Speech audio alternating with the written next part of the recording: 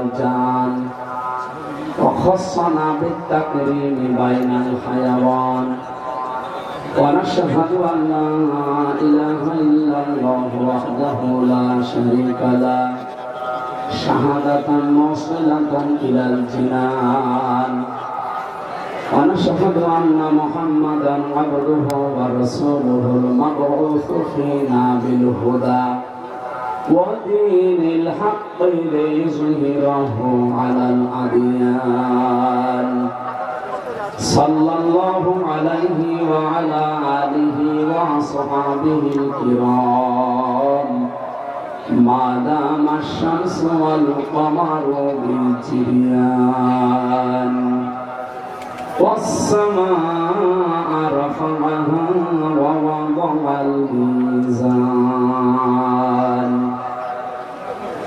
فأعوذ بالله من الشيطان الرجيم بسم الله الرحمن الرحيم يا أيها الذين آمنوا ادخلوا في السلم كافة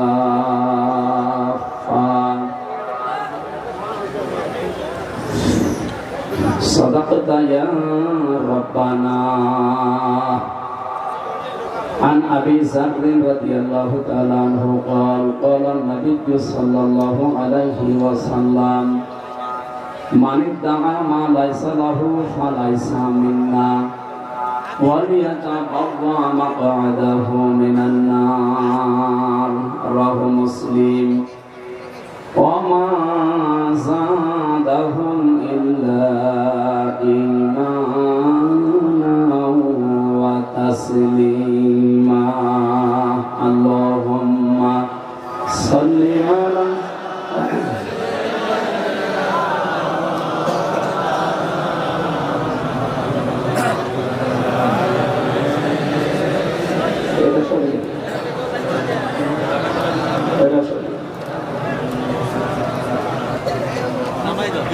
জীবনে কখনো তুমি মিথ্যা বলনি, তাই তো তোমায় পেতে কাঁদে ধরনি। তোমারই মতো নেতা পেলেও গফুত সুখের গোলা জানালি বকুল। আলহামদুলিল্লাহ। বাংলাদেশের ঐতিহ্যবাহী জেলা কুষ্টিয়া মিরপুর থানার অন্তর্গত ইসলামী সমাজ কল্যাণ পরিষদ আমলার উদ্যোগে ঐতিহাসিক তাফসীরুল কোরআন মাহফিল,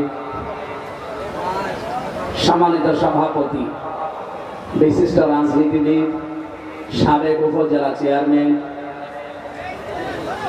শ্রদ্ধাভাজন ব্যক্তিত্ব জননেতা জনাব আব্দুল গফুর আতালাল্লাহু উমরাহু ওয়া বারাকাল্লাহু ফি হায়াতি, বলেন আমিন।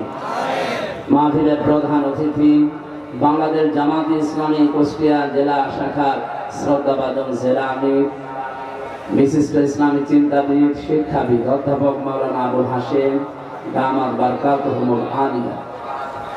এতক্ষণ যারা এখানে আলোচনা রাখলেন, আপনাদের দৌলতপুরের কৃতি সন্তান ইসলামিক চিন্তাবিদ, শিক্ষাবিদ মাওলানা মুফতি আব্দুল হান্নান দামাত বারকাতুহুমুল আলিয়া। আলোচনা রেখেছেন মাওলানা ইয়াসির আরাফাত জিহাদি, অন্যান্য সম্মানিত ব্যক্তিবর্গ। আমি তো অনেকের নাম জানি না। আরাফানা লাকা যিকরা, দুনিয়া আখিরাতে এদের মর্যাদা আল্লাহ তাদের ঈমান এবং আমলের উপরে ভিত্তি করে যেন আরো বাড়িয়ে দেন। মঞ্চে বসা সম্মানিত ওলামা ইকরাম, সমস্ত নবীদের রূহানি সন্তান। না, আওয়াজ বাড়ি খায় কেন? রেখার দরকার, হালকা কমিয়ে দেন, আওয়াজ যেন বাড়ি খায়। সামনে বসা মুসলমান ভাইরা, পর্দার আড়ালের সম্মানিতা মা এবং বোনেরা, প্রশাসনের ভাইরা, প্রাণ প্রিয় কুষ্টিয়াবাসী, দল মত জাতি বর্ণ ধর্ম নির্বিশেষে আজকের অনুষ্ঠান যদিও ইসলামী সমাজ কল্যাণ পরিষদের উদ্যোগে আয়োজিত, কিন্তু সবাই আমরা এখানে আমার বিশ্বাস আমরা এসেছি। কি কথা বললেন? আর কোরআনে কারিমও কি শুধু ইসলামী সমাজ কল্যাণ পরিষদে? হাযা বায়ানুল লিন্নাস। এই কোরআন মানুষ পদবাচ্য যারা বিবেচিত তাদের জন্য। কোরআনের আলোচ্য বিষয় কি বলেন তো? মানুষ। এই জন্য কোরআনে কারিমের ভেতরে সবচাইতে বেশি আলোচনা এসেছে মানুষ নিয়ে। মিনহা খালাকনাকুম ওয়া ফিহা নুঈদুকুম ওয়া মিনহা নুখরিজুকুম তারাতান উখরা। আল্লাহ তাআলা বলেন, এই মাটি দিয়ে আমি তোমাকে বানিয়েছি। কি দিয়ে? সরাসরি আল্লাহ আমাদের মাটি দিয়ে বানাননি, আমাদের বাবাকে বানিয়েছে, হযরত আদম আলাইহিস সালাম। মাটির ভেতরে যে জিনিসগুলো পাওয়া যায়, বিজ্ঞান এখন গবেষণা করে জানাচ্ছে যে কমপক্ষে 10টা জিনিস মাটির ভেতরে পাওয়া যায়। আপনি দেখবেন মাটির ভেতরে অক্সিজেন আছে, সিলিকন আছে, অ্যালুমিনিয়াম আছে, আয়রন আছে, ক্যালসিয়াম আছে, পটাশিয়াম আছে, সোডিয়াম আছে, ম্যাগনেসিয়াম আছে, নাইট্রোজেন আছে, হাইড্রোজেন আছে। অথচ শুধু মাটি দিয়ে বানিয়েছে, এতটুকুই শেষ হবে? এর ভেতরে কমপক্ষে 10টা জিনিস পেলাম। বাবার স্ফলিঙ্গ দিয়ে দ্রুত গতিতে যে পানিটা বের হয়ে আসে, বিজ্ঞান এখন প্রমাণ করছে এই নাপাক পানি দিয়ে আল্লাহ 4টা জিনিস বানায়: চুল, রগ, হাড় আর পর্দা। মায়ের রেহেমের ভেতরে যেখানে সন্তান থাকে ওখানে একটা পানির নাপাক থলি আছে। ওই জায়গা থেকে আল্লাহ রাব্বুল আলামিন আরো 4টা জিনিস তৈরি করে: রক্ত, গোশত, চর্বি আর চামড়া। 4 4 8 আর ওদিকে 10, কত হয় বলে? আল্লাহ রাব্বুল আলামিন নিজের পক্ষ থেকে 5টা জিনিস দান করে। ওয়াজআলা লাকুমুস সামআ ওয়াল আবসারা ওয়াল আফইদা ইলা আখিরি আয়াত। এটা সূরা নাহলের 78 নম্বর আয়াতের মাঝের অংশে আছে। 14 নম্বর পারা, 14 নম্বর পৃষ্ঠা, 14 নম্বর লাইনে আছে। আল্লাহ বলেন, শ্রবণ শক্তি, দর্শন শক্তি, বাক শক্তি, আকেল শক্তি আর গ্রাণ শক্তি, এই 5টা আমি আমার রব নামের কারণে তোমাকে দান করি। তাহলে ওদিকে 10, ওইদিকে 8, 4 4 8 আর এদিকে 5, কত হয়? 23টা জিনিস দিয়ে আমাদের এই 3.5 হাত বডি বানানো। এরপরও বিভিন্ন প্রক্রিয়া আছে, 40 দিন 40 দিন 40 দিনে যেটা পাল্টায়। আপনি একটু খেয়াল করার জন্য আমি এটা বললাম। আমাদেরকে আল্লাহ মাটি দিয়ে সরাসরি না বানিয়ে আদম আলাইহিস সালাম থেকে শুরু করে এ পর্যন্ত যত মানুষ আমরা দুনিয়ায় এসেছি সব আমরা মাটির নির্যাস দিয়ে তৈরি। কি দিয়ে? এখানে কোরআন শরীফের ভেতরে সবচেয়ে বেশি আলোচনা আপনি দেখবেন মানুষ। কি নিয়ে? ওয়ালাকাদ কাররামনা বানি আদম। সূরা বানি ইসরাঈলের এই 70 নম্বর আয়াতের ভেতরে এটা আছে যে অবশ্যই আমি বনি আদম সন্তানকে সম্মান দিয়েছি। আল্লাহ তাআলা বলেন না যে আমি মুসলমানকে সম্মান দিয়েছি, না। বনি আদম সন্তান যারা ধর্মীয় ভাবে যে কোনো ধর্ম সে মানতেই পারে, কিন্তু সে সম্মানিত। আমরা লক্ষ্য করে দেখলাম এই 54 বছরে বাংলাদেশ স্বাধীন হওয়ার পর, বিশেষ করে 15.5 বছরে সবচাইতে এই সম্মানিত মানুষের সম্মান নিয়ে সিনেমিনি খেলা হয়েছে বেশি। আগামীতে যেন এই সম্মান নিয়ে আর কেউ সিনেমিনি খেলতে না পারে সেই ব্যবস্থা আমাদের করা লাগবে না? এটা শুধু মোনাজাতেই হয়ে যাবে? বলেন। আমার আজকের তেলাওয়াতকৃত আয়াত শুনে আপনারা হয়তো আজ করতে পেরেছেন যে এ তো সেই জন্মের পর থেকে শুনছি না। এর ভেতরে কিছু গুরুত্বপূর্ণ আধুনিক তথ্য আছে। আমরা এই কথাগুলো আজকে কোরআন এবং হাদিস আর বিজ্ঞানের সাথে মিলিয়ে বের করব ইনশাআল্লাহ। যেহেতু কোরআনের আলোচ্য বিষয় মানুষ, সে মানুষকে আল্লাহ নিজে সম্মান দিয়েছেন। মসজিদে নববীতে বিশ্বনবী বসা আছেন, একটা লাশ যাচ্ছিল, নবীজি দাঁড়িয়ে গেলেন। সাহাবায়ে কেরাম বলেন, হে রাসূল আপনি দাঁড়ালেন কেন? তাই ইহুদির লাশ। নবীজি বললেন, ইহুদি তাতে কি হয়েছে, ও তো মানুষ, আল্লাহর বান্দা। আমি মানুষের সম্মানে দাঁড়িয়েছি। বলেন সুবহানাল্লাহ। যে নবী মরা মানুষকে সম্মান দিতে দাঁড়িয়ে যায়, সেই নবীর উম্মত আমরা অনেকেই দাবি করি জীবিত মানুষদের সম্মান ও দুনিয়ায় ঠিক রাখি নাই। ইন্নাল্লাযীনা আমানু ওয়া আমিলুস সালিহাতি উলাইকা হুম খায়রুল বারিয়া। আল্লাহ বলেন, নিশ্চয় যারা ঈমান আনার পরে আমলে সালেহ করে, যত সৃষ্টি আমি তৈরি করলাম তাদের ভেতরে তারা খায়রুল বারিয়া, সর্বোত্তম সৃষ্টি। এই সর্বোত্তম যারা পৃথিবীতে ঈমান আর সৎ আমল করে, তাদেরকে নিয়ে আমরা সবচাইতে বেশি অপমান করার চেষ্টা করেছি। এটা আমি বাংলাদেশের কথা বলছি না, অন্য দেশের কথা বলছি। সুতরাং আমাদের সিদ্ধান্ত নেওয়ার সময় অলরেডি এসে গেছে।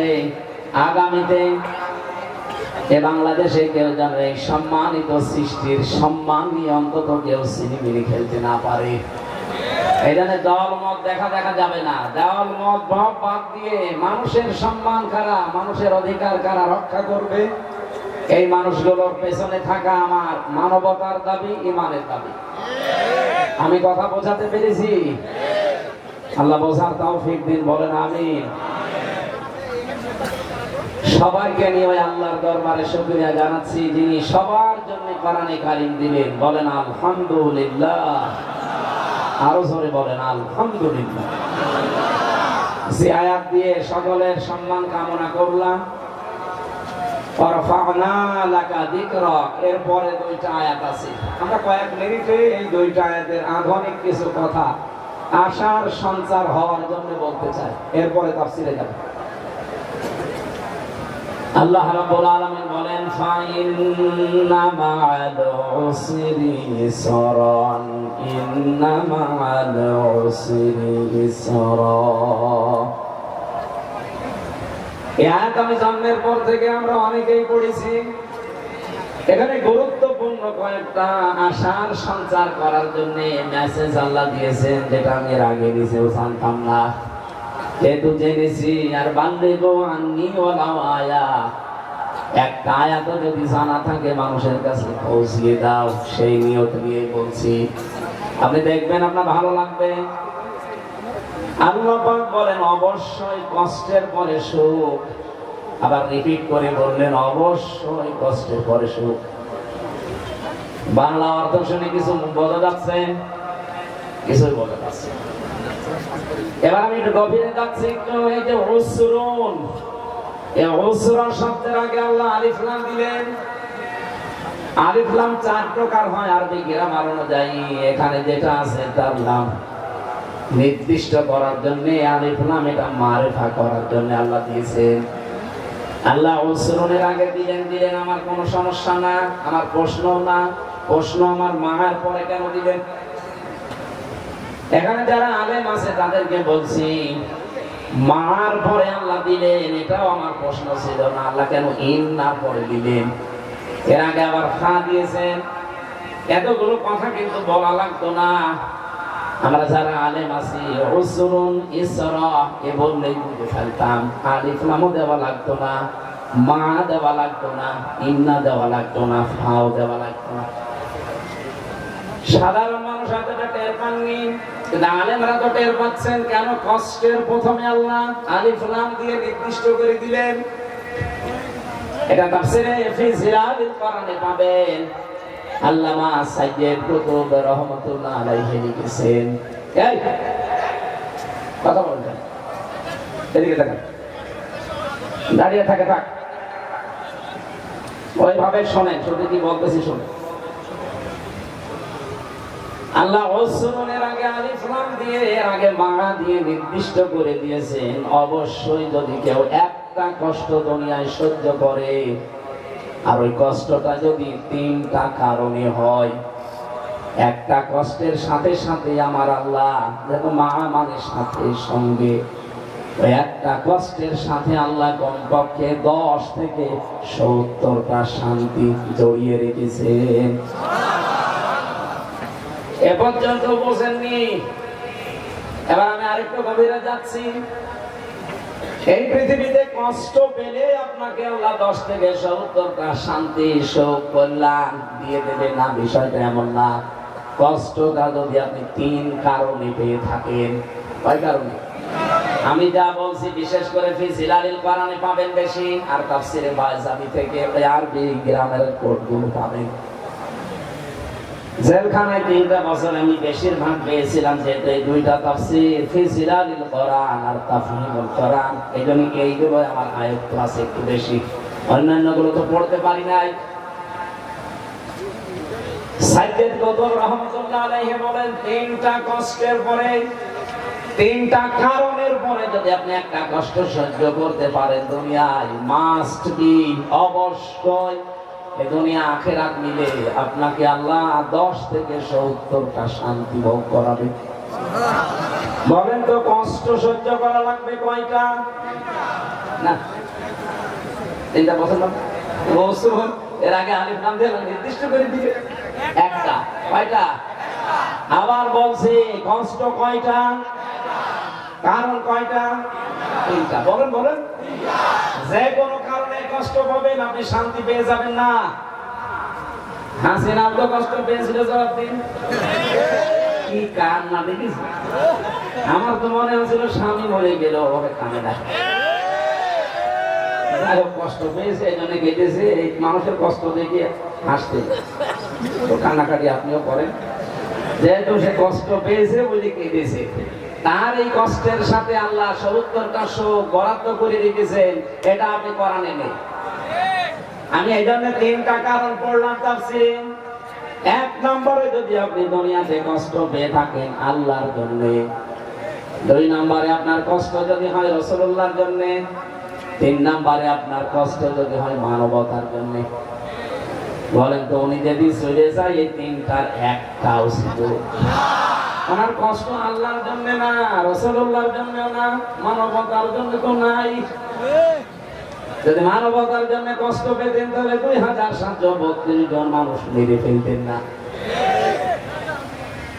তাহলে মাস্ট বি, যেহেতু আল্লাহ ইন্না দিয়েছেন, এই জন্য আমরা বিশ্বাস করি যারা দুনিয়াতে একটা কষ্ট আমরা সহ্য করেছি, কেউ আল্লাহর জন্য, কেউ রাসূলুল্লাহর জন্য, কেউ মানবতার জন্য, দুনিয়া আখিরাতে অবশ্যই আল্লাহ 70টা করে শান্তি আমাদেরকে সামনে দিয়ে রেখেছেন। এটা অবশ্যই আপনি দুনিয়া আখিরাত মিলে পাবেনই, এটা আল্লাহ রিপিট করেছেন। এবার সিস্টেম অপর পৃষ্ঠায় দেখুন, আপনি যদি দুনিয়াতে একটা সুখ ভোগ করেন, এদিকে তাকান, আপনি যদি একটা সুখ দুনিয়াতে ভোগ করেন আর এই সুখটা যদি হয় অবৈধ সুখ, একটা সুখের জন্য কমপক্ষে আপনাকে 70টা করে কষ্ট দুনিয়া আখিরাতে ভোগ করা লাগবে। সুখ কয়টা? আরো জোরে। সুখটাকে বৈধ না অবৈধ? আপনি যদি সুখটা বৈধভাবে ব্যবহার করেন, পৃথিবীতে ভোগ করে যান, আপনার জন্য 70টা অশান্তি, দুঃখ, কষ্ট নেই। কিন্তু সুখ যদি অবৈধ হয় অবশ্যই আপনার জন্য 70টা কমপক্ষে দুনিয়া আখিরাত মিলে অশান্তি, দুঃখ, কষ্ট, অপমান, অপদস্থ এগুলো রেডি হয়ে আছে। মাল উসরি ইসরা, একটার পর একটা পেতে থাকবেন। এইটা যারা পরকীয়া প্রেম করেন, এখানে সুখ নেই, এই কথা বলছেন না? শান্তি নেই। এই সুখটাকে বৈধ না অবৈধ? এই একটা অবৈধ সুখের জন্য আপনাকে 70টা করে অশান্তি ভোগ করা লাগবে। সুতরাং এই অবৈধ সুখে এখনো যারা আছেন, এই মুহূর্তে কুষ্টিয়ার এই মানুষগুলো তওবা করা লাগবে। পরকীয়া প্রেমের লাইন যাদের সাথে আছে, আমি এই মুহূর্তে তওবা করলাম। যারা রাজি আছেন হাত তোলেন তো। আরে আল্লাহ, মিডিয়া আছে, তাও তো দেশ এই কুষ্টিয়া তো বদনাম হয়ে গেল। আপনারা সবাই এই লাইনে আছে।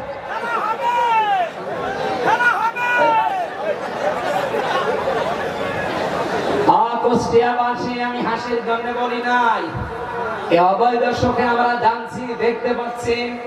আজ হাজার হাজার মানুষ মনে হচ্ছে 180 মাইল থেকে দৌড়াচ্ছেন। 2-3টা ছেলে মেয়ের মা, এরপরে উনি চলে যাচ্ছে আর একজনের সাথে। উনি অবশ্যই সুখ শান্তি সেখানে কিছু না কিছু পেয়েছেন। এক কথা বলছেন কেন? আর ওই সুখটা কি অবৈধ না বৈধ? এরকম অবৈধ সুখে যারা আছেন এখনই থামেন, ওখানে এক্ষুনি থেমে যান, ফুল স্টপ। নাই তো একটার জন্য দুনিয়া আখিরাত মিলাপি সহ উত্তরটা অশান্তি, দুঃখ, কষ্ট ভোগ করা লাগবে। এবার আমি বাস্তব একটা কথা বলছি, এদিকে তাকান। এই 15.5 বছরে যারা দায়িত্বে ছিলেন, বলেন তো এই ক্ষমতা কি বৈধ ছিল না অবৈধ? অবৈধ ছিল, তার বাস্তব প্রমাণ আমি নিজে। আমার 33 বছর এখন বয়স, 92-তে আমার জন্ম। 18 বছর থেকে যদি আমি ভোট দেওয়া আরম্ভ করতাম, 3 বার ভোট দিতে পারতাম, একবারও পারি নাই। একবার না জেলে ছিলাম, মাফ করে দিলাম, বাকি 2 বার বলে, বাকি 2 বারও পারি নাই। তার মানে এই 3 টার্মে কোনো ভোট হয়নি। তার প্রমাণ আপনাদের এখানে যিনি ছিল উনি কথা বলছেন। অথচ তারা কিন্তু সুখ পেয়েছে, শান্তি পেয়েছে। আমলা বাজারে কত সুখ তারা ভোগ করেছে। মেহেরপুর ভেড়ামারা মিলে কত সুখ তারা ভোগ করেছে। বলেন তো এই সুখ, এই শান্তি গুলো কি বৈধ না অবৈধ ছিল? এক একটা অবৈধ সুখ ভোগ করেছেন যারা, সে যেই হোক, একটার জন্য কমপক্ষে 70টা করে অশান্তি আপনার জীবনে আল্লাহ দেবে। এরপরে আপনি সব করে ঢুকে পড়বেন। আপনি কি বোঝেন না হা করে আছেন? অনেকে দেখছি না, সেই বলে যে আমি শর্ট করে আসতেছি, কিছু মানুষ পাগল হয়ে যায়, মনে আছে এখনই হয়ে যাবে। আরে ভাই, কোরআন শরীফের আয়াত, এক একটা সুখ যারা অবৈধ ভোগ করেছেন, 70টা অশান্তি আপনার জীবনে আল্লাহ দেবে। এরপরে তো শর্ট করে আসবেন, এসে আপনি শান্তি পেয়ে যাবেন। তা আমরা কি ঘোড়া ঘাস কাটছি? আমরা যে 15.5 বছরে এত কষ্ট পেলাম, এক একটা কষ্টে যদি 70টা শান্তি থাকে, তা আমাদের তো এখনো এত শান্তি হয়নি। কথা বলছেন। আর আমার যতটুকু বিশ্বাস এই বাংলার মানুষের উপরে, আমরা এই দেশে তখন পরিপূর্ণ সুখ পাবো, শান্তি পাবো, যখন 56,000 বর্গ মাইলে আল্লাহর কোরআন কায়েম হয়ে যাবে। এর আগে আমরা কি সুখী হতে পারি? আরো জোরে বলেন, পারি না। এই জন্য আমরা চাচ্ছি জনাব আব্দুল গফুরের মতো যদি 300 এমপির ভেতরে 151 জন কোরআন বুকে নিয়ে এবার সংসদে ঢুকতে পারে। প্রথম অধিবেশনে যদি বলে, মাননীয় স্পিকার আমরা নামাজের বিল চাই, উনি যদি বলেন হাত তোলেন, একবারে যদি আব্দুল গফুর সাহেবের মতো 151 জন হাত তুলে ফেলে, আল্লাহর কসম ওই দিন নামাজ কায়েম হয়ে যাবে। 18 কোটি মানুষ নামাজ পড়তে বাধ্য। আপনি ভোট দিয়েছিলেন মাত্র আব্দুল গফুরকে একটা, ওই দিন যদি নামাজ কায়েম হয়ে যায়, 18 কোটি মানুষ নামাজ পড়বে বাংলার জমিনে। একটা ভোটের কারণে প্রতিদিন 18 কোটি মানুষের সওয়াব আপনি পাবেন। এটা আমি বানিয়ে বললাম না?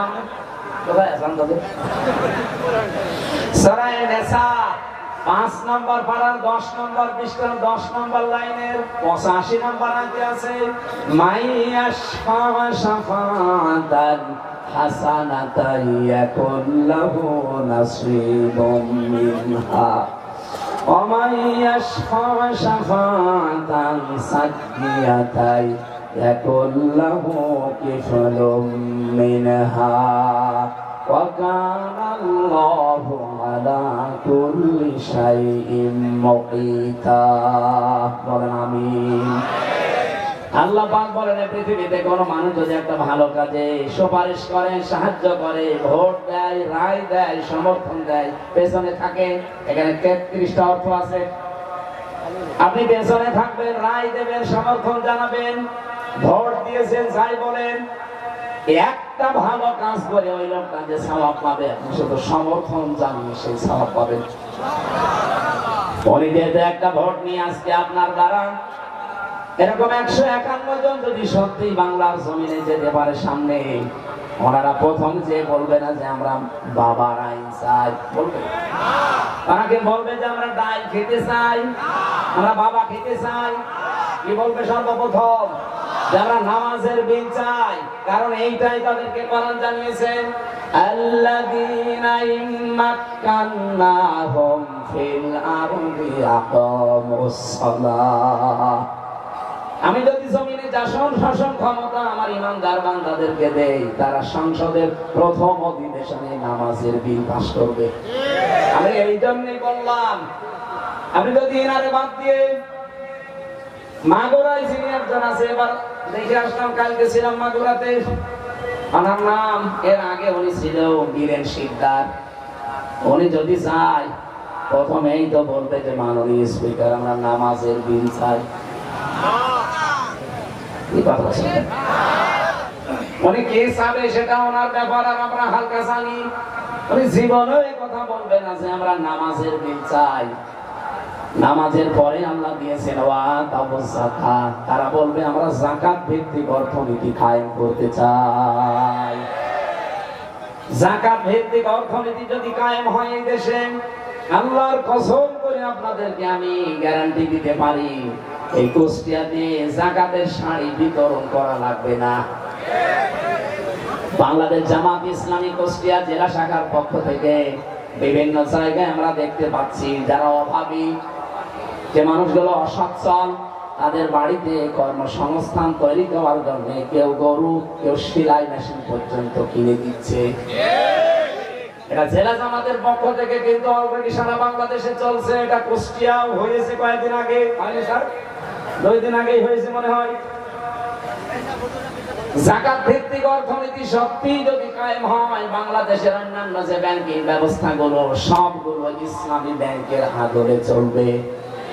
আমরা অনেকে কিন্তু জানি না যে ইসলামী অর্থনীতি এটা যে ইবাদত, আমরা অনেকে জানিও না, মানিও না।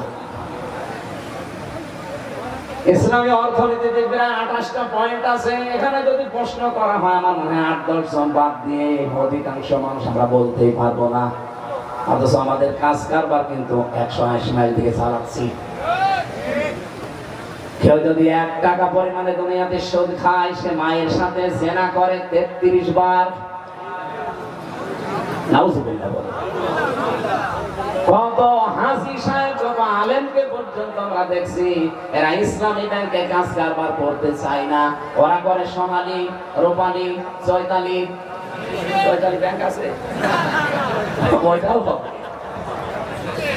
যত রকমের ব্যাংক আছে, সব যদি যাকাত ভিত্তিক অর্থনীতি বাংলাদেশে কায়েম হয়, সব চলবে ইসলামী ব্যাংকের এই আদলে।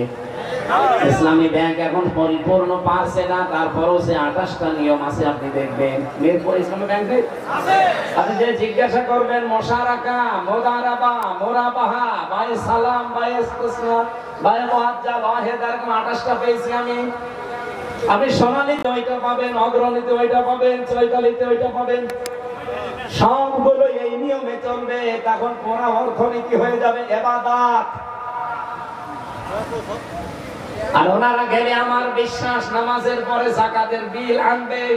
যদি না আনে ভোট দেবেন না। কি স্যার আনবেন না? আমাকে আনা লাগবে। আল্লাযীনা ইম্মাক্কান্নাহুম ফিল আরদি আকামুস সালাতা ওয়া আতাবুজ যাকাত ওয়া আমারু বিল মা'রুফি ওয়া নাহাউ আনিল মুনকার। আইন পাশ করে করে তারা ভালো ভালো কাজগুলো জারি করে দেবে, আর অন্যায় যেগুলো আছে, যেগুলো আমাদের চর্ম চোখে দেখতে পাই, এই অন্যায়গুলো তারা আইন পাশ করে বন্ধ করে দেবে।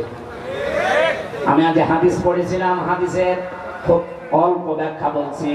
হযরত আবু যর রাদিয়াল্লাহু তাআলা আনহু থেকে বর্ণিত, বিশ্বনবী জানিয়েছেন, মানিদ দাআ মা লাইসা লাহু ফালাইসা মিন্না ওয়া লিয়াতাবাওয়া মাকআদাহু মিনান নার। মুসলিম শরীফের হাদিস। আল্লাহর নবী জানিয়েছেন, এই পৃথিবীতে যেই জিনিস তোমার না, ওই জিনিস যদি নিজের দখলে নিয়ে নাও, হ্যাঁ আবার তাকান, যেই জিনিস আপনার না, আপনি মালিক না, জোর করে জবরদস্তি করে কোন কায়দায় যদি নিজের দখলে ওইটা নিয়ে নেন, যখনই ওইটা নিয়ে নেবেন, সঙ্গে সঙ্গে আপনি নবীর উম্মত থেকে খারিজ হয়ে যাবেন। কি বললাম আপনি টের পাচ্ছেন? ফালাইসা মিন্না, সঙ্গে সঙ্গে আপনি নবীর উম্মত থেকে বের হয়ে গেছেন। এই হাদিসের প্রথম অংশটা একটু বাংলাদেশের সাথে মিলান।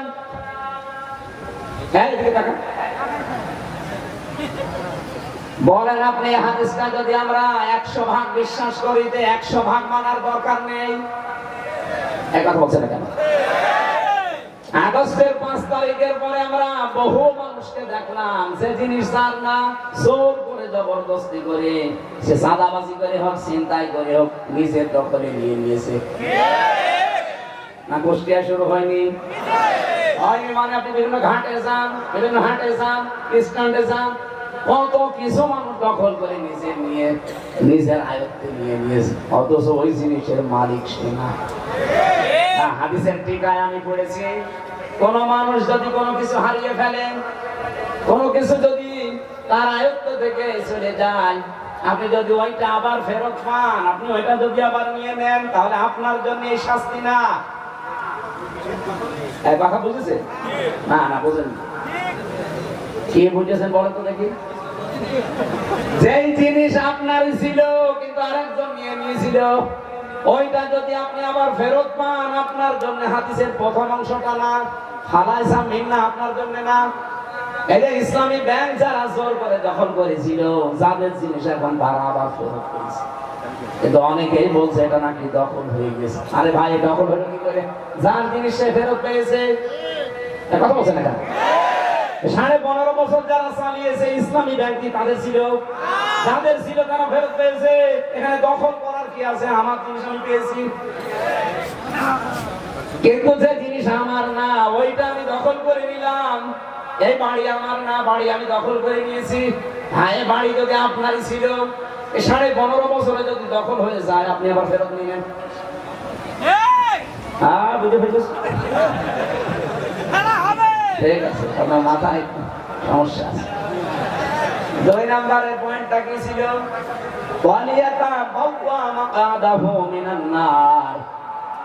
সে যেন জাহান্নামে নিজের একটা স্থান তৈরি করে নিল। বলেন নাউজুবিল্লাহ।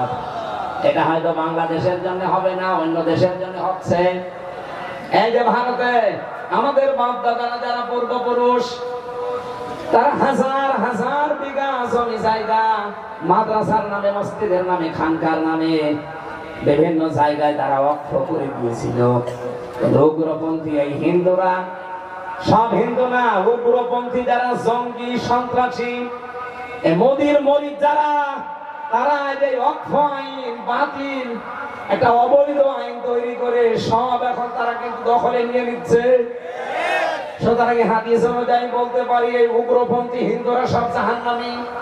কারণ অন্যের জিনিস আপনি দখল করে নেবেন, মানে যে জিনিস আপনার না আপনি দখল করে নিলেন কেন? ইসরায়েলের দিকে তাকান, 1940 সালে তাদেরকে থাকতে দিয়েছিল, এখন আমরা যেমন রোহিঙ্গাদের থাকতে দিয়েছি এইভাবে। আর পৃথিবীর নিকৃষ্ট জাতি এই শয়তান ইহুদিরা এখন তাদেরকে এই দেশ থেকে তাড়িয়ে দিচ্ছে। যে জিনিস আপনার না আপনি জোর করে নিজের দখলে নেবেন, আপনি বিশ্বাস করতে পারেন, আপনি ইহুদি দাবি করেন, নাসারা দাবি করেন, আহলে কিতাব দাবি করেন, যাই করেন আপনি জাহান্নামী। এই হাদিস আমি বানালাম, বলেন বলেন। সুতরাং এই বাংলাদেশে যে জিনিস তার ছিল না, যদি জোর করে কেউ দখল করে নিয়ে থাকেন, ওইটা ফেরত দেওয়া লাগবে। কথা বলছেন না কেন? ও যদি ফেরত না দেয়, ও কি নবীর উম্মত আছে? ও নামাজি হতে পারে, রোজাদার হতে পারে, ও হজ করতে পারে, কিন্তু নবীর উম্মত নেই। এই জন্য বক্তব্যের মাঝে ফা আছে, ফালাইসা মিন্না, ও আমার উম্মত নেই। আগস্টের 5 তারিখের পর থেকে এই 8.5 মাসে বাংলাদেশে বহু মানুষ আমরা দেখতে পাচ্ছি নবীর উম্মত থেকে বের হয়ে গেছে। কুষ্টিয়াতেও যারা বের হয়ে গেছে তারা আবার ফেরত আসেন, যার যারটা নিয়েছিলেন অবৈধভাবে ওকে ফেরত দিয়ে দেন। আমি কথা বোঝাতে পেরেছি ভাই? এটা আমার নিজের জেলা, একটু মায়া মহব্বত আপনাদের প্রতি বেশি আছে। আপনি জাহান্নামের সিট বুক করে রাখবেন আর আমি দাঁড়িয়ে দাঁড়িয়ে দেখবো। সুতরাং আপনাকে আহ্বান জানাচ্ছি, অবশ্যই আমলটা শুরু করেন। যার যেটা নিয়েছিলেন যদি ওটা আপনার না থাকে, আপনার যদি থেকে থাকে আপনি আবার ফেরত নিয়েছেন, অসুবিধা নেই। কিন্তু আপনার নিজের না, আপনি জোর করে নিজের আয়ত্তে নিয়ে নিলেন। কত মানুষ এখনো এই কাজ চালিয়ে যাচ্ছে বিভিন্ন জায়গায়। এ জেলায় যদি এখনো শুরু না হয়, মেহেরপুরে হয়েছে, চুয়াডাঙ্গায় হয়েছে। আল্লাহর ওলি তো সবই বুঝে ফেলছে। আলহামদুলিল্লাহ। এইরকম শ্রোতা থাকলে তো ওয়াজ করে মজা পেতাম। সব বুঝে ফেলছে আর আমরা অনেকে এখনো কিছুই বুঝি নাই। হ্যাঁ দেখেন এখানে অনেক মানুষ বসে আছে, বলছে হুজুর আমি এখনো কিছু বুঝি নাই। এদিকে আসেন, আসেন। আপনাকে বুখারী শরীফ দিয়ে, মুসলিম শরীফ দিয়ে, কোরআন শরীফ দিয়ে হবে না। কি শরীফ লাগবে? বুখারী শরীফ লাগবে। আমি সহ যারা এখানে এসেছি, রেকর্ড হচ্ছে সারা দুনিয়ায়, সেখানে ছড়াচ্ছে, আমরা যেন এই হাদিসের উপরে আমল করতে পারি। যে আশার সঞ্চার করেছিলাম যে একটা দুঃখ কষ্ট যদি আমরা সহ্য করি, তিনটা কারণে মাস্ট বি আমাদের সামনে আল্লাহ সত্তরটা শান্তি অপেক্ষা করাচ্ছে। আর যারা অবৈধ শান্তি পেয়েছিলেন একটা, একটু বাড়ি পাঠান, অথবা মুখ ধরে রাখবে, কথা বলবেন না।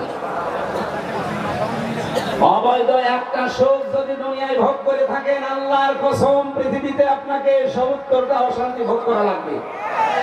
আমরা আজ দেখতে পাচ্ছি অনেকে এখনো সামনে অবৈধ শান্তি ভোগ করার জন্য, অবৈধ সুখ ভোগ করার জন্য, শান্তি পাওয়ার জন্য বিভিন্ন কায়দা করছেন।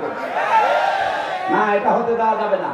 আপনি সুখ পেতে চান, চেয়ারের সুখ, শান্তি বৈধভাবে আসে।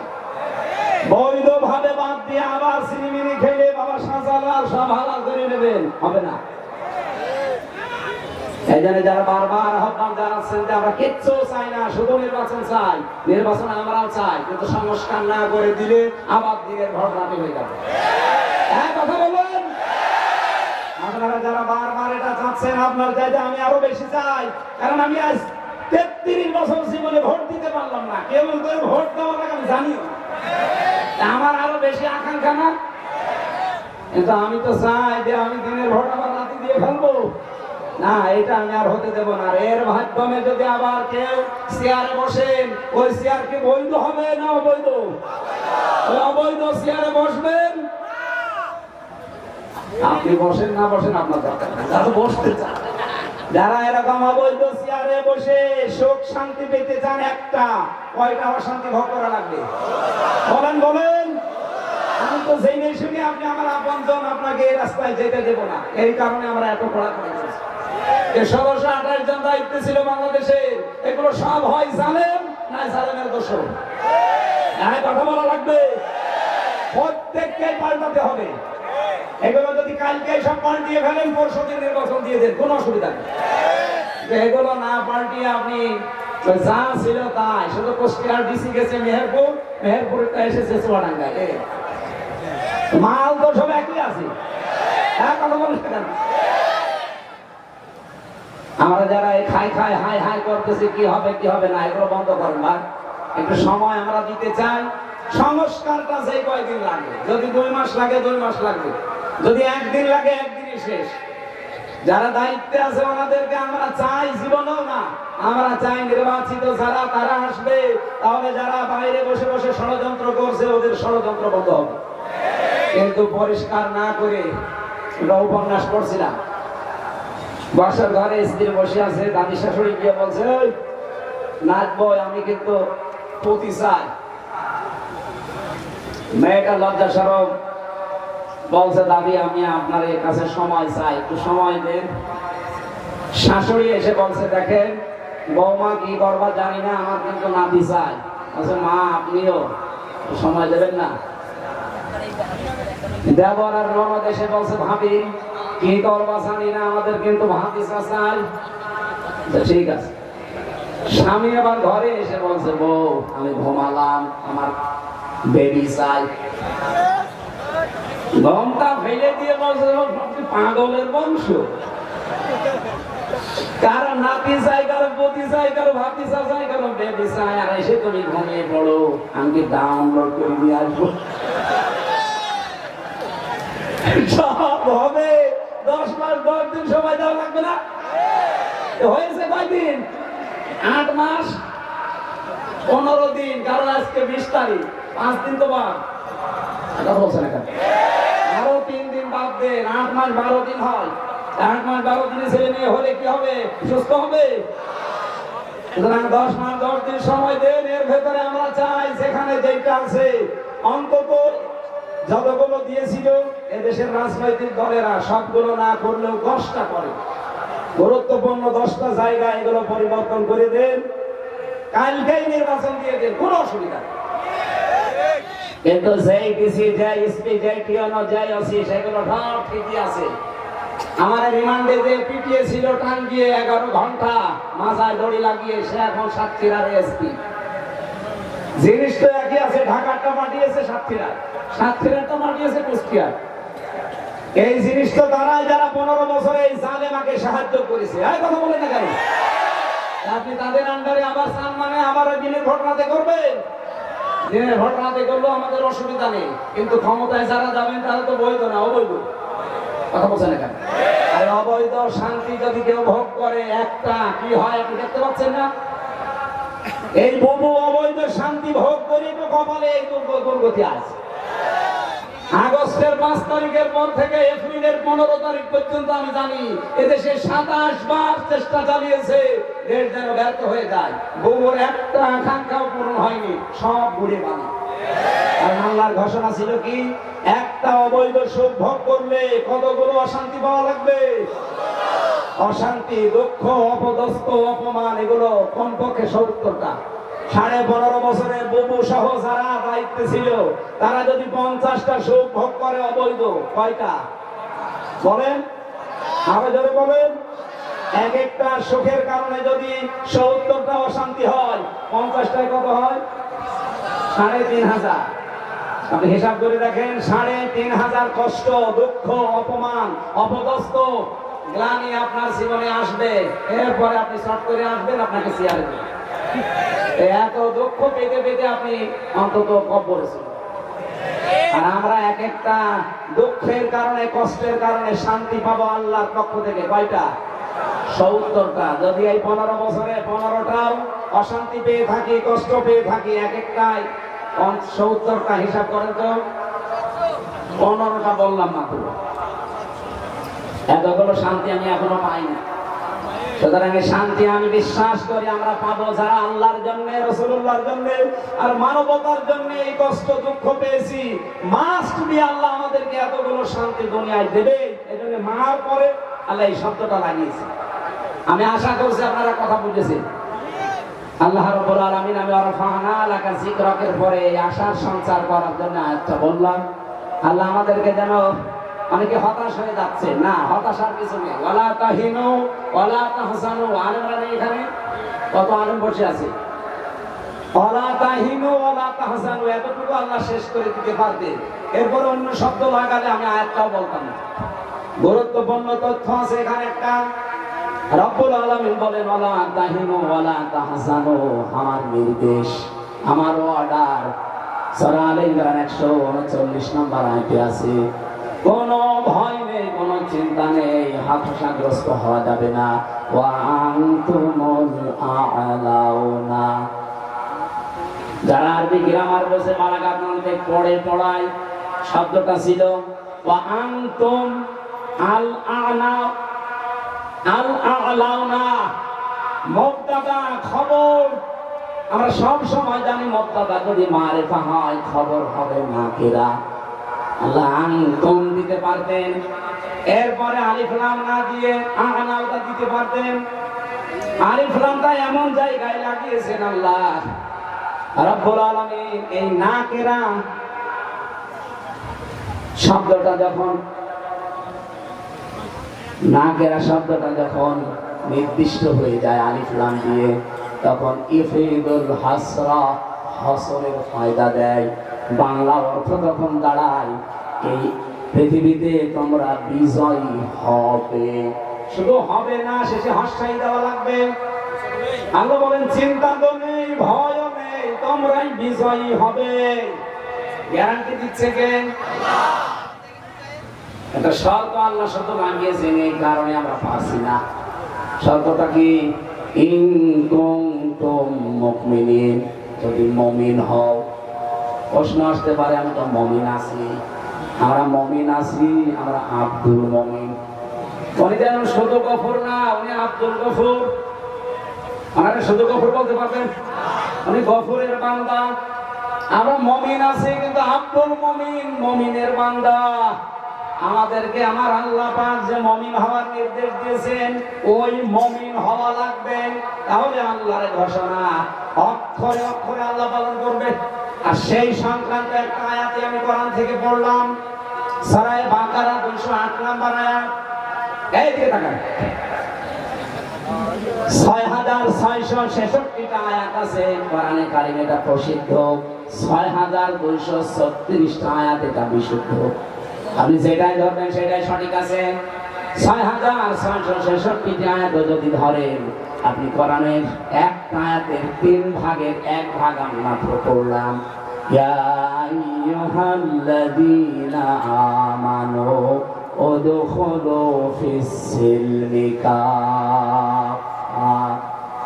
আল্লাহ এখানে ডাক দিয়েছেন, হে যারা ঈমানের দাবি করো তাদেরকে বলছেন, উদখুলু, সবাই মিলে প্রবেশ করো, ফিস-সিলমি কাফা, পরিপূর্ণভাবে সিলমনের ভেতরে। সিলমন মানে কি? না না, সালমন মানে শান্তি, আর সিলমন মানে ইসলাম। একে জবাব দিল কে? উনি কি আলেম? শব্দের অর্থ মানে না, আমরা জবাব দেব। এখানে আলেম বসে আছে। সেলমন আর সালমন শব্দ দুইটা কিন্তু আলাদা। সালমন মানে শান্তি, সালমন মানে, আর সেলমন মানে আল্লাহ সেলমন দিয়েছেন, উদখুলু ফিস-সিলমি কাফা। যেমন তেমন ভাবে প্রবেশ করলে হবে না, পরিপূর্ণ ভাবে। কোথায় করবেন? সেলমনের ভেতরে। আর সেলমনের আগে আলিফ লাম দেওয়া আছে। আরবি গ্রামারটা যারা জানেন না, হালকা পাতলা একটু আলিফ লাম এর যে প্রকারগুলো আছে ভালো করে একটু আয়ত্ত করবেন, কোরআন বোঝা সহজ হবে। আল্লাহ নির্দিষ্ট করে দিলেন যে আমার ইসলামের ভেতরে প্রবেশ করো।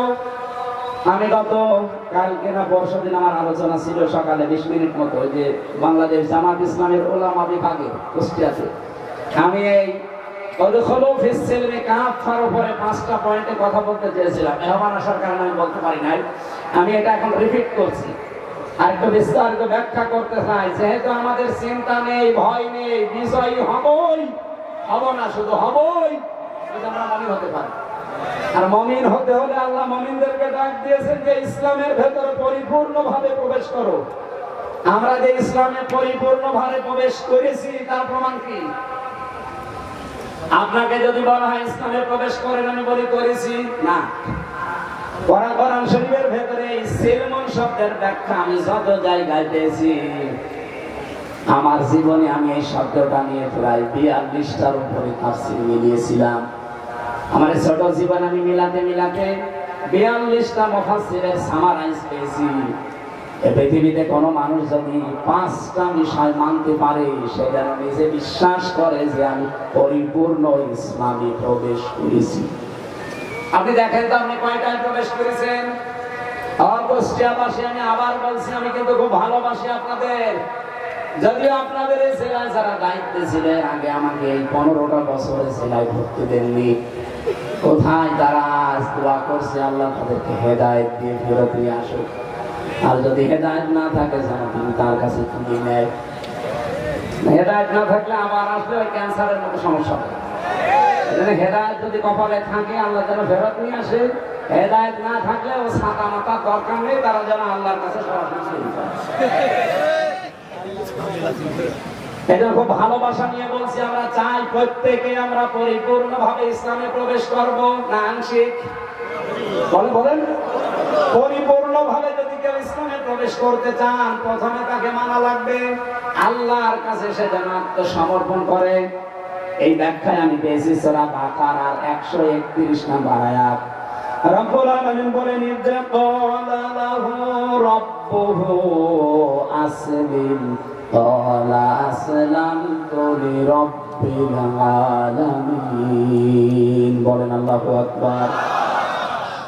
আমাদের জাতির পিতা যিনি হযরত ইব্রাহিম আলাইহিস সালাম, রব্বুল আলামিন তাকে বলেছিলেন আত্মসমর্পণ করো।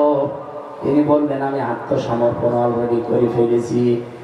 কিভাবে করেছিলেন? গাছের মাথায় বসে কোড়াল দিয়ে তিনি কাঠ কাটছিলেন। আল্লাহ পাক বলেন ইব্রাহিম আত্মসমর্পণ করো। উনি বলেন কিভাবে? বলেন ওখান থেকে খাতনা করো। গাছের মাথায় বসে কোড়াল দিয়ে খাতনা করে ডাক দিলেন আসলামতু লিরাব্বিল আলামিন। মহাবিশ্বের প্রতিপালক আল্লাহর কাছে আমি আত্মসমর্পণ করে ফেলেছি। শুধু কর্ম তা না, আসলাম তো এটা মাঝি, আমি করে ফেলেছি। এখন থেকে আমার নিজের ইচ্ছা মতো আর কিছু হবে না, আল্লাহর ইচ্ছাই আমার ইচ্ছা। এইরকম মন যদি আপনি তৈরি করতে পারেন ইব্রাহিম নবীর মতো, উনি তার সন্তানদেরকে এটাই শিখিয়েছিলেন। আমরা যেহেতু ইব্রাহিম নবীর রূহানি সন্তান, এদিকে তাকান। ওয়াসাসা বিহা ইব্রাহিম বানিহি ওয়া ইয়াকুব ইয়া বানিয়া ইন্নাল্লাহা আসতাফা লাকুমুদ-দীনা ফালা তামুতুন্না ইল্লা ওয়া আনতুম মুসলিমুন।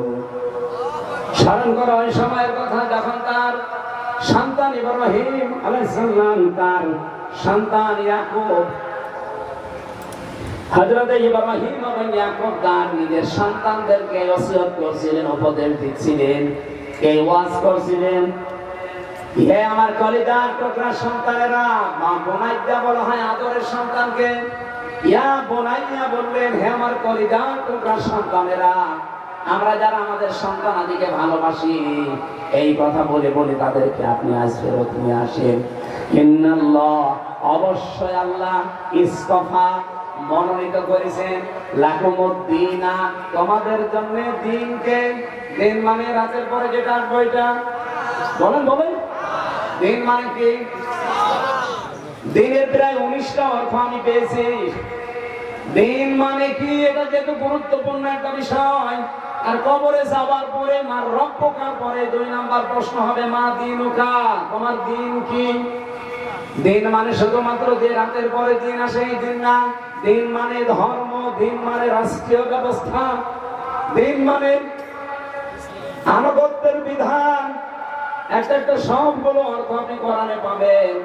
দিনের এতগুলো অর্থ আমার আল্লাহ নিজে কোরআনে করেছেন। আমি প্রায় 19টা লিখেছি এখানে।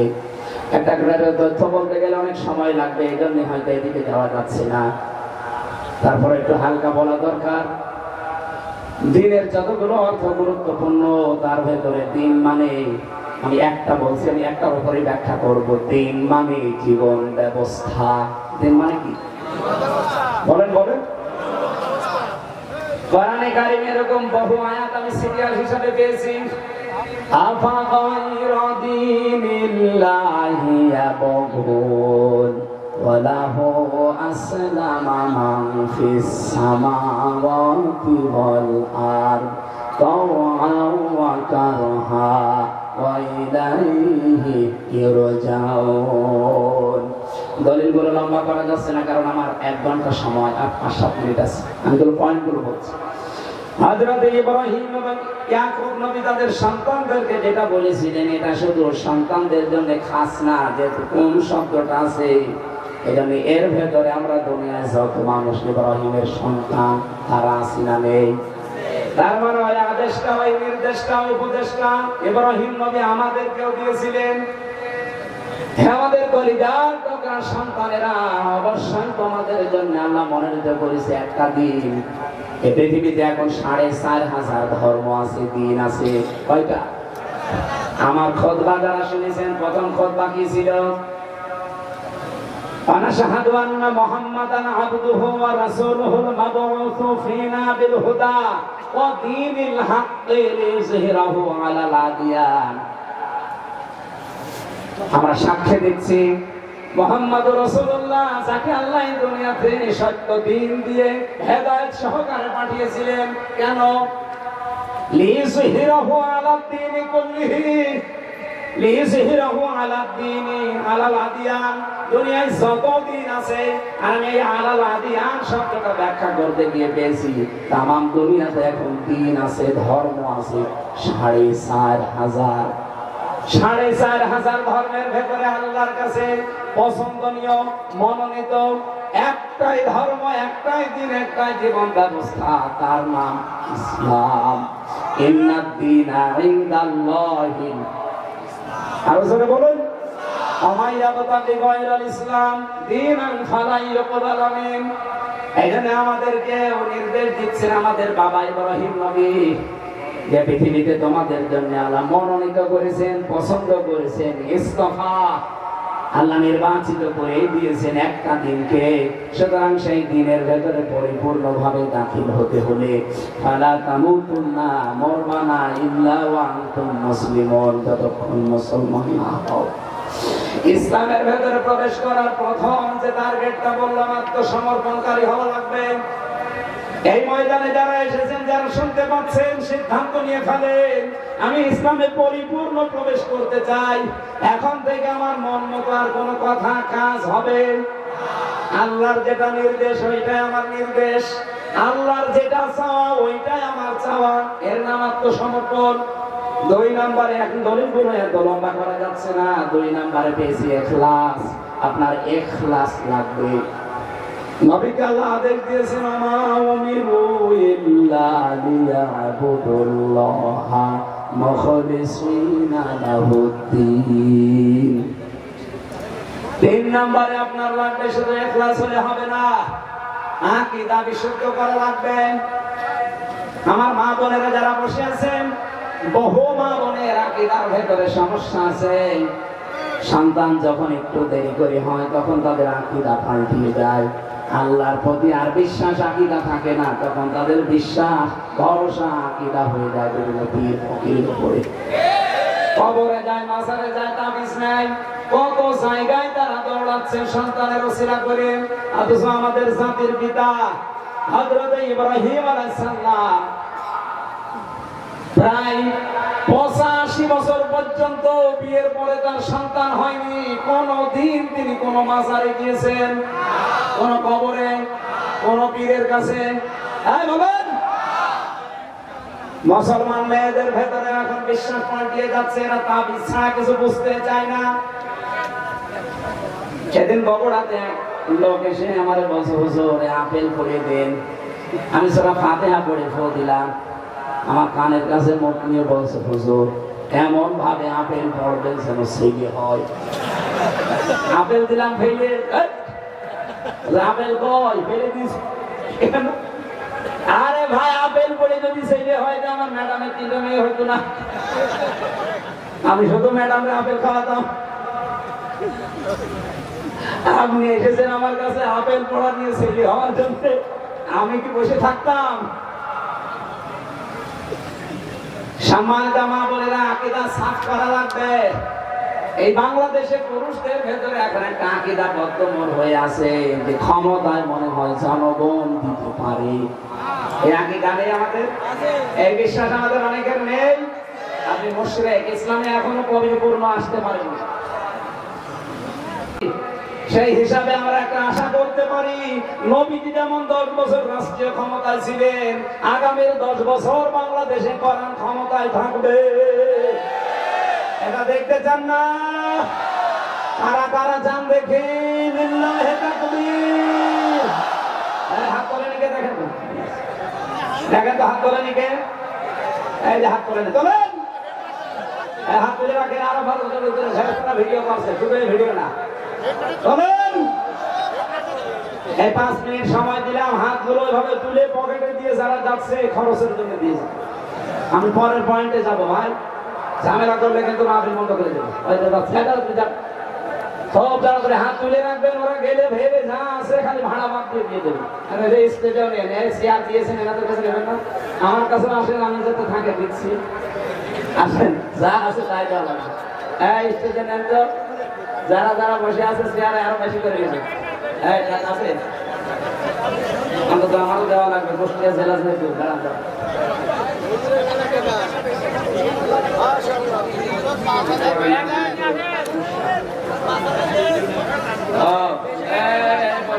টাকা নিয়ে যান।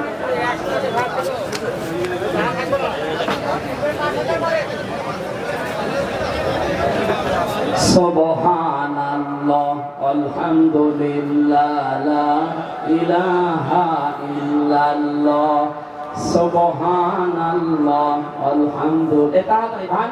খুব তাড়াতাড়ি, খালি একল দিয়ে বের হয়ে চলে যাবেন ভাই, খুব তাড়াতাড়ি করেন। ব্যাগ যাদের কাছে আছে একটু তাড়াতাড়ি করেন। আপনি একটু মাইকে বলে দিন তো, ব্যাগ নিয়ে তাড়াতাড়ি আপনারা কাজটা শেষ করেন। কাজের কাজ মহিলাদেরকে নিচে আসন করছে, আপনারা তাড়াতাড়ি আলোচনা করে ফেলেন। তো সময় দেওয়া যাবে না, আমাদের সুযোগটা দিয়েছে, এই সুযোগটা আমরা ব্যবহার করি ইনশাআল্লাহ। আমরা সবাই দ্রুত দিয়ে দিই এবং সমস্ত স্বেচ্ছাসেবক ভাইরা ব্যাগ নিয়ে দ্রুত এই আলোচনা করে ফেলেন। সুবহানাল্লাহ আলহামদুলিল্লাহ লা ইলাহা ইল্লাল্লাহ, সুবহানাল্লাহ আলহামদুলিল্লাহ।